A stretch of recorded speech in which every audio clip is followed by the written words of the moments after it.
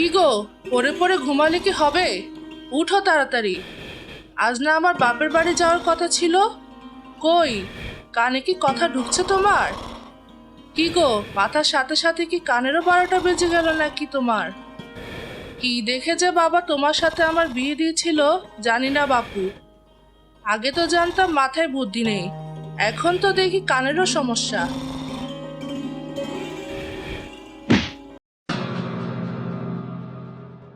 হ্যাঁ হ্যাঁ, কি হলো? ভূমিকম্প হলো মনে হচ্ছে। ও মা গো, কি ঝাঁকুনি! কি গো বউ, তুমি ঠিক আছো তো? আরে হাদারাম, ভূমিকম্প হতে যাবে কেন? আমি তোমায় ধাক্কা দিয়েছি। ষাঁড়ের মতো নাক ডেকে যাচ্ছ তো ডেকেই যাচ্ছ। নাক তো নয়, যেন একটা স্টিমার চলছে। আজ তো আমার বাপের বাড়ি যাওয়ার কথা ছিল। কি ভুলে গেছো নাকি? ও হ্যাঁ, তাই তো। আমি তো ভুলেই গিয়েছি। চলো চলো, এখনই রওনা দেই। আরে বোকাচন্দ্র, তুমি কি এভাবে যাবে নাকি? আগে মুখ হাত ধুয়ে স্নান সেরে ভালো পোশাক পরবে, তারপরে না তুমি যাবে। এখন উঠো তাড়াতাড়ি। ঠিক আছে ঠিক আছে।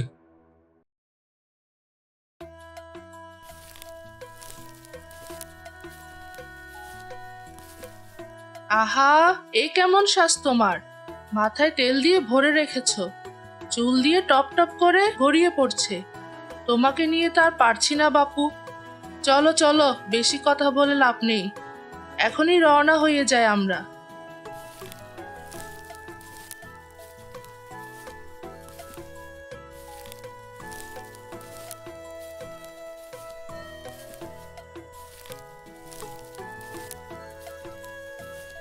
ও মা, জামাই বাবাজি যে, এসো বাবা এসো।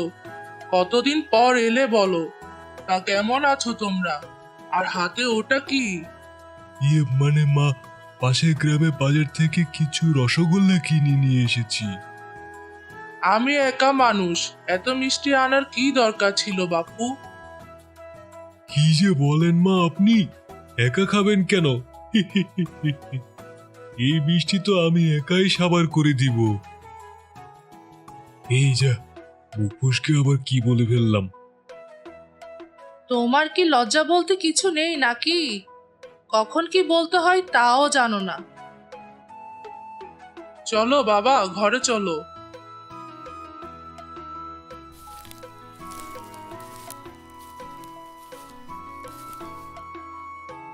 মা, তাড়াতাড়ি খাবার দিন, খুব খিদে পেয়েছে।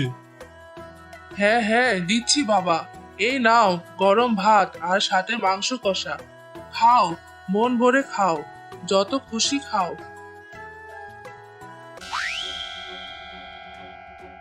ওরে বাবা রে, মুখখানা পুড়ে গেল রে আমার। কি হলো বাবাজি, কোনো সমস্যা? এভাবে হা করে আছো কেন? না, ইয়ে মানে, ঘরের বাঁশগুলো দেখছিলাম মা, খুব সুন্দর হয়েছে। ওরে বোকাচন্দ্র, বাস সুন্দর তাই না? তোর যে গরমে মুখ পুড়ে গেছে, তাই বল না। হা হা হা। তা মা, এই বাঁশের কি নাম? মুখ পোড়া বাস বাবা। এ আবার কেমন বাঁশ? মনে হলো শাশুড়ি মাও আমাকে হালকা করে বাঁশ দিল। থাকবে, রান্নাটা কিন্তু দারুণ হয়েছে মা। খাও বাবা, পেট ভরে খাও।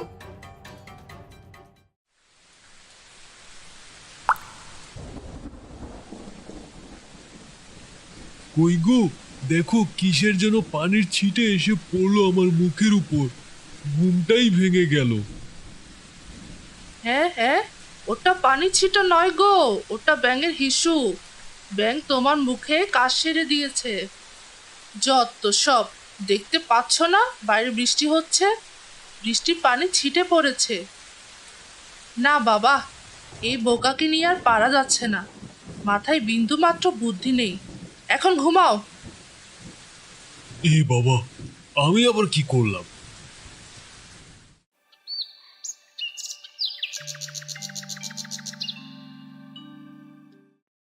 কই রে মা, নাস্তা দিয়েছি। জামাইকে নিয়ে আয়।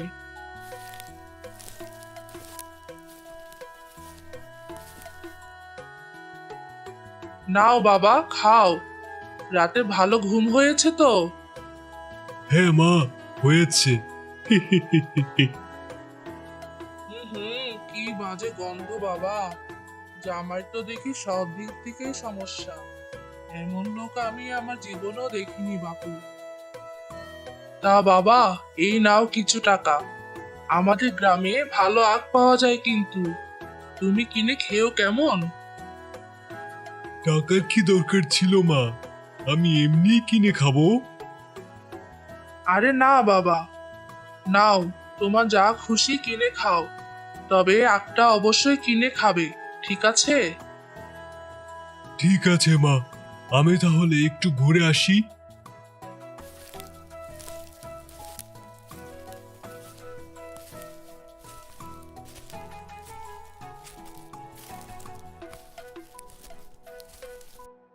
কি গো ভাইয়া, আতা ফল কত? আগে একটা 2 টাকা। আচ্ছা, দুটো দিন তো। এই নিন।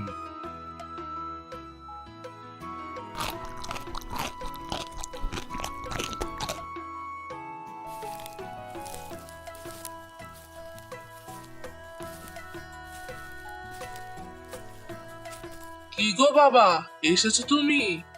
এ কি, তোমার মুখের এ হাল কেন? না, মানে মা, আমি আতা ফল খেয়ে নিয়েছি অনেক, তাই মুখের এই অবস্থা। হাই হাই রে, দেখ মা, বোকা জামাইয়ের কাণ্ড দেখ। তার মুখ দিয়ে পচা গন্ধ আসছিল, তাই তার মুখ পরিষ্কার করার জন্য আখ খেতে বলেছিলাম। কিন্তু দেখ, আখ তো খেলোই না, উল্টো আতা ফল খেয়ে আসলো। যার মুখে এত ছাতা, সে খায় আবার আতা।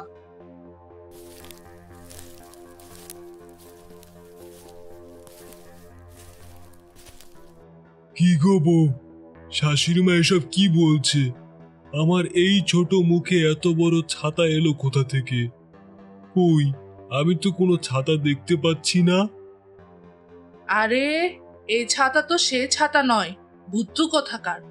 ছাতা মানে হলো ময়লা। চলো চলো, এখানে থেকে আর আমার নাক কাটার দরকার নেই।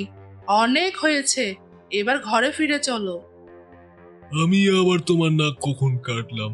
নাক তো ঠিকই আছে, শুধু শুধু তোমরা আমাকে বোকা মনে করো।